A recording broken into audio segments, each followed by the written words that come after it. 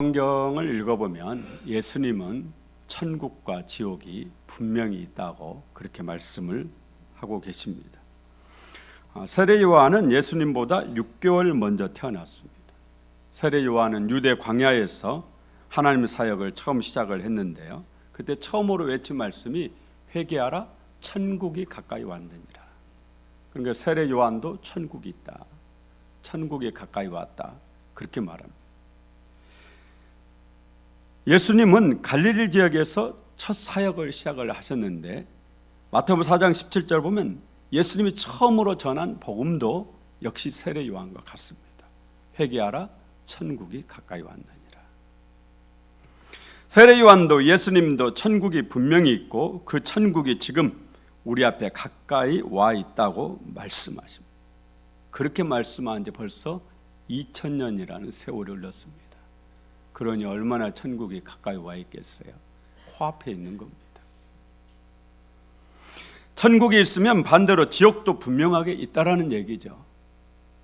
우리가 예수님을 믿는 가장 근본적인 목적은 지옥에 가지 않기 위해서입니다. 천국에 가기 위해서 예수님을 믿는 겁니다. 이것이 우리가 예수 믿는 최고의 목적이고 가장 근본적인 목적입니다.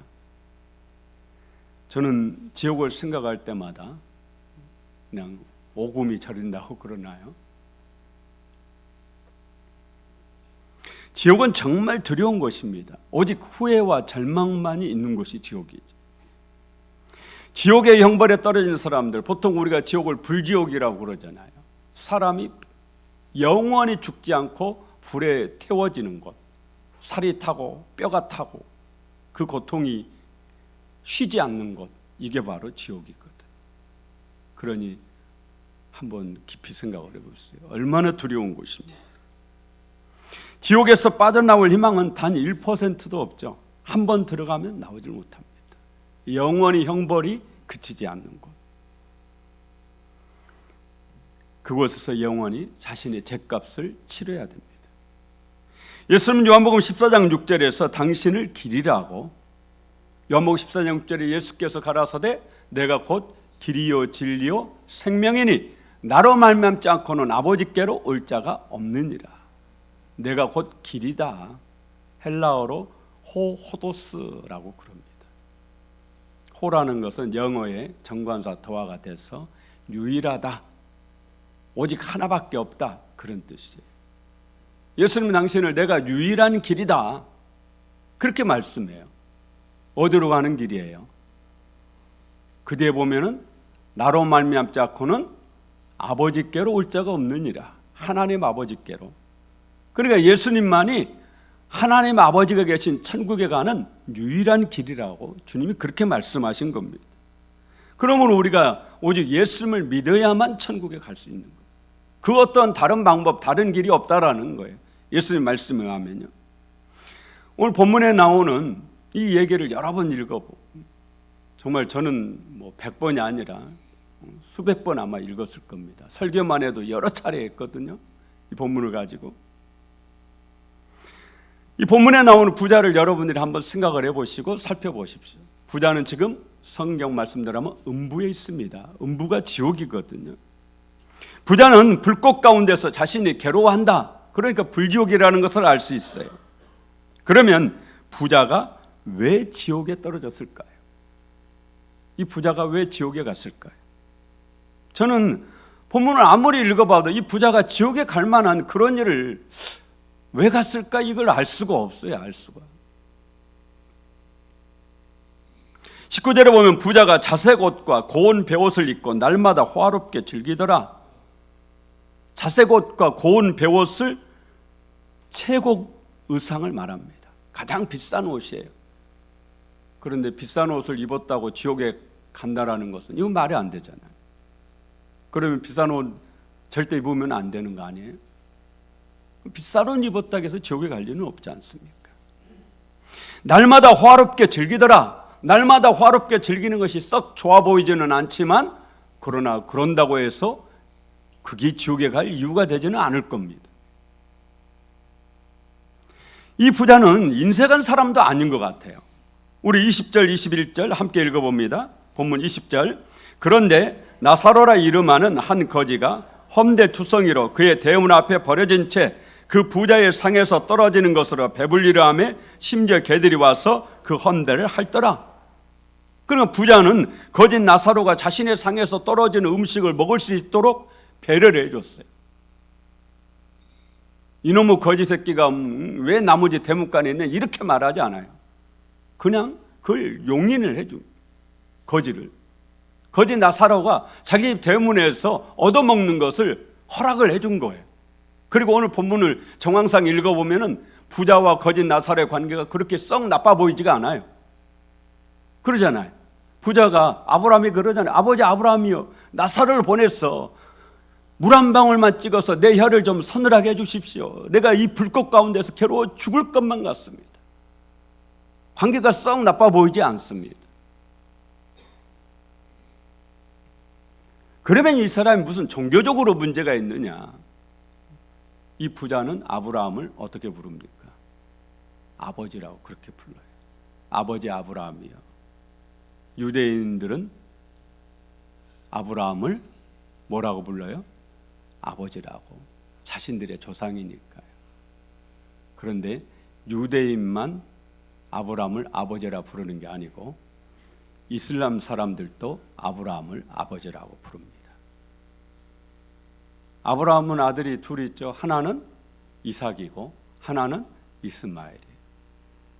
이삭의 후손이 유대인이고 이스마엘의 후손이 이슬람, 아랍 사람들이거든요. 그리고 또 이 아랍 사람들, 이 사람들도 아브라함을 아버지라고 그렇게 부릅니다.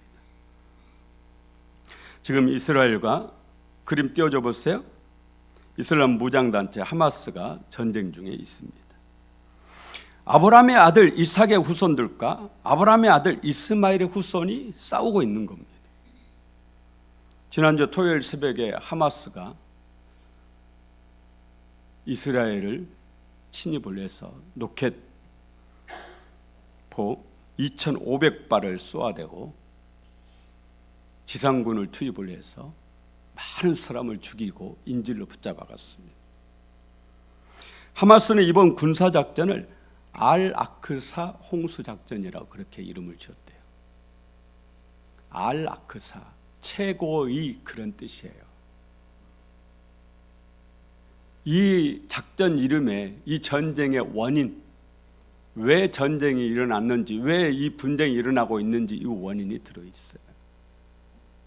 지금 여러분들이 보이는 황금색의 지붕, 저게 이슬람의 사원인데 알-아크사 모스크라고 그렇게 부릅니다. 최고의 사원, 최고의 모스크, 그런 뜻이에요. 그럼 저기가 어디냐? 저기가 모리아 산입니다. 아브라함이 이삭을 번제로 바쳤다라는 곳, 이슬람은 아브라함이 이스마엘을 번제로 바쳤다라는 곳. 저기에 솔로몬이 뭘 지었죠? 성전을 지었어요. 저 황금석으로 지어진 그 안에 바위가 있어요. 바위가 아브라함이 이삭을 번제로 바쳤다라는 그 바위가 있어요. 바위 제단이. 저 자리에 솔로몬이 성전을 지은 겁니다. 그러니까 저기가 성전터예요. 저기가. 그런데 이슬람이 8세기에 저곳에다가 황금사원, 저 알-아크사 모스크를 지은 겁니다. 근데 나중에 이스라엘이 1900년 동안 세상을 떠돌다가 다시 독립을 했잖아요. 그런데 그 땅에 살고 있는 이 이슬람들, 팔레스타인들을 다 몰아낼 수가 없어서 지금 현재 함께 살고 있는데 그들의 대다수를 바닷가 쪽에 있는 가자 지구로 몰아서 집단으로 격리하다시피 해서 그렇게 이스라엘이 관리하면서 사는데, 사실 이스라엘 땅은 아랍과 유대인과 기독교인들이 공존하는 땅입니다. 근데 이슬람의 사원이에요, 이 알-아크사. 이슬람들이 저곳에서 예배를 드려야 되는데 저 장소가 좁으니까 그 옆에 회색에 작게 보일 거예요. 둥근 탑은 작아 보여도 건물은 큽니다. 그 회색의 그 건물, 이걸 지은 겁니다. 그 예배당을 옆에다가. 그러니까 중요한 것은 지금 황금으로 생긴 그곳이에요. 알-아크사 모스크예요. 그리고 거기에서 예배를 드릴 수 없으니까 저것을 보존하기 위해서 지어놓고 그 옆에다가 회색의 사원을 지었어요. 그곳에서 예배를 드리는데 이곳은 이슬람 사원이잖아요. 그동안에는 유대인과 이슬람이 서로 협정을 통해서 공존해 왔는데 지금 현재 이스라엘의 정부, 네타냐후 정부는 유대인 극우파를 지지한다고 그래요. 극우파의 지지를. 근데 이 유대인 극우파의 목적이 뭐냐? 저 황금 사원을 탈환을 해서 저기서 이슬람 세력을 몰아내고 저기에다가 뭘 짓는 게 목적이에요? 제3성전을 짓는 게 목적입니다.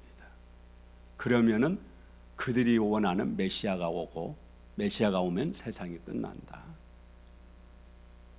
그게 지금 전쟁의, 그래서 저것을 자꾸 침입을 하는 거예요.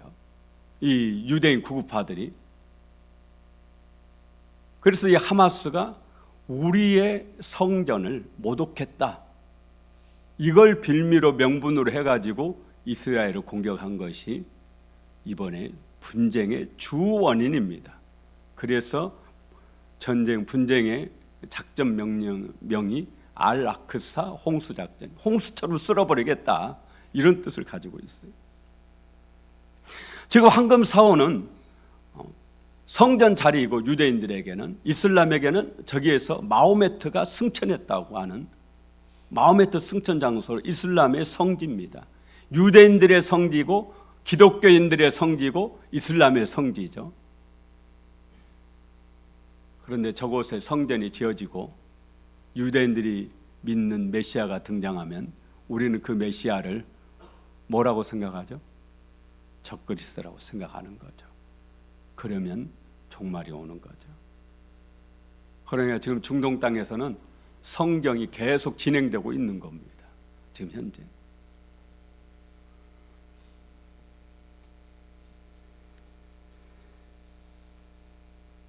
지금 재림의 시계가 째깍째깍 세상의 끝을 향해 달려가고 있는 거죠.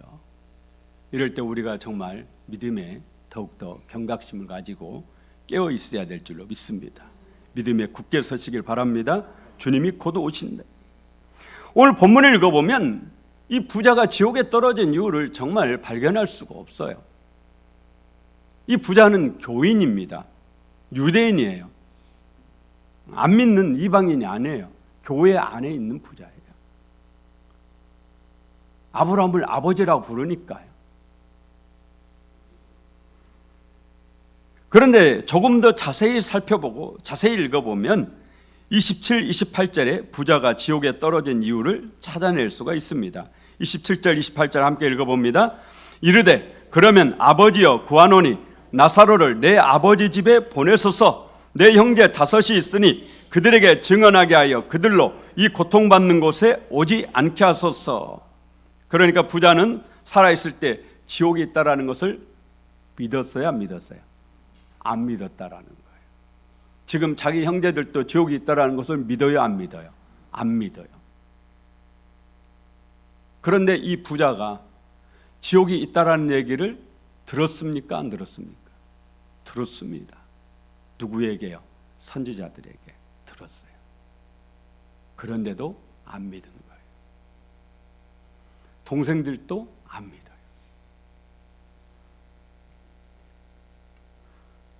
부자가 예언하는 겁니다. 제발 나사로를 내 형제들에게 보내서 그들이 이 고통받는 곳에 오지 않게 하소서.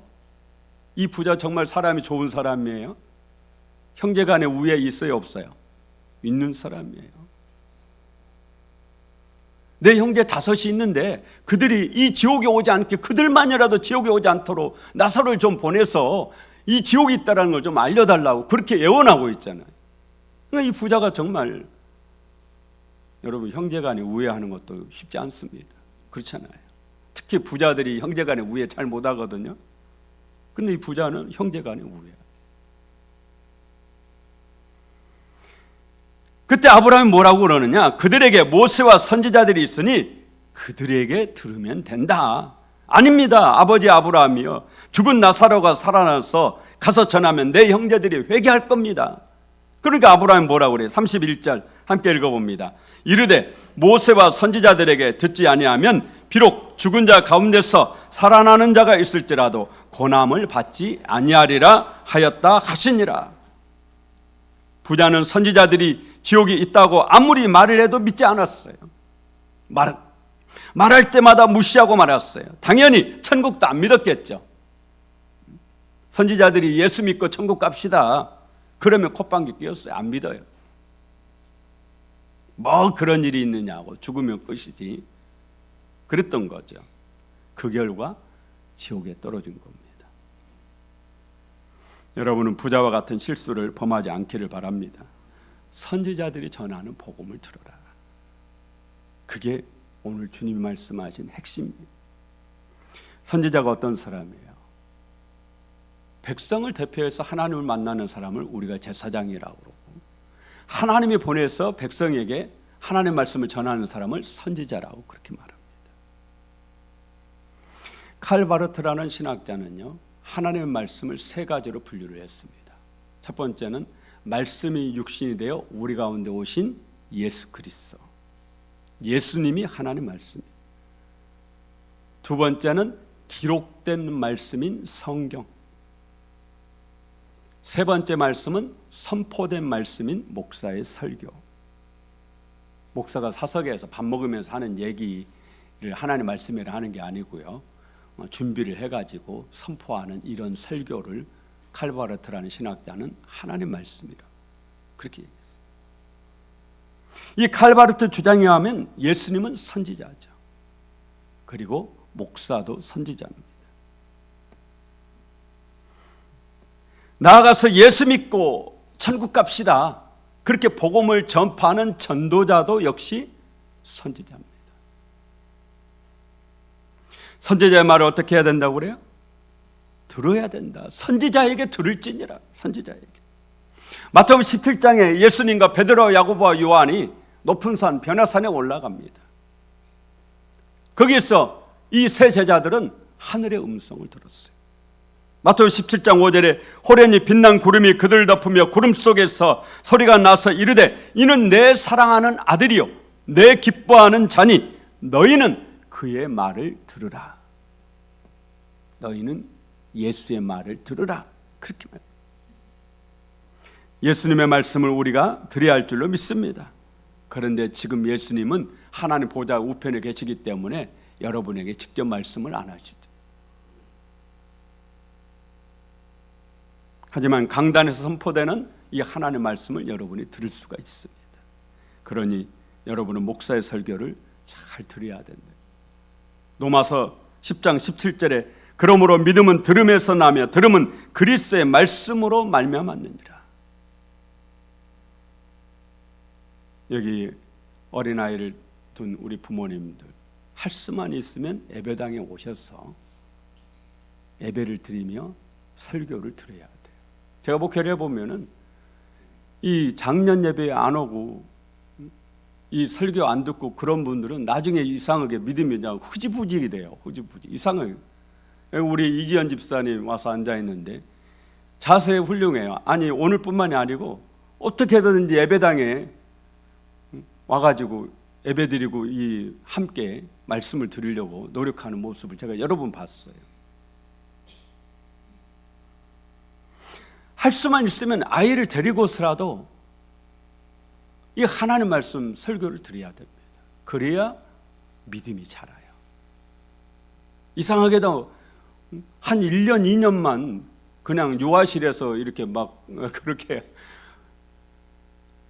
실제로 신앙이 좋은 우리 여집사님들은 엄청 힘들어합니다. 아이 때문에 그렇게 예배를 제대로 이렇게 못 드리는 것을 그럴 때마다 제가 달래면서 그러거든요. 아이를 잘 기르는 것이 하나님을 위해서 헌신하는 겁니다. 여러분 그렇잖아요. 희생하는 거죠. 아이를 위해서 헌신하는 거예요. 근데 그것도 좋지만 그런 아이가 조금만 자라면은 예배당에 와서 예배를 드리는 게 좋습니다. 말씀을 들어야 믿음이 자라요. 여러분은 선지자의 말을 들으시길 바랍니다. 나아가서 여러분이 선지자가 되시길 바랍니다. 우리가 어떻게 선지자가 될 수가 있어요? 복음을 전함으로. 선지자는 하나님 말씀을 전하는 사람이에요. 목사만이 선지자가 아니고 하나님 말씀을 전하는 사람은 누구나 다 선지자입니다. 그러므로 여러분이 믿지 않는 친구, 믿지 않는 이웃, 믿지 않는 가족에게 예수 믿고 천국 갑시다 그렇게 말할 때 여러분은 하나님 보내신 선지자가 되는 겁니다. 여러분이 전하는 천국 복음을 듣고 예수 믿는 사람은 그 영혼이 지옥에서 천국으로 옮겨지는 놀라운 역사가 일어납니다. 다음 주일이 총동원 전도주일입니다. 한 주 동안 선지자로 사시기를 예수 이름으로 축원합니다.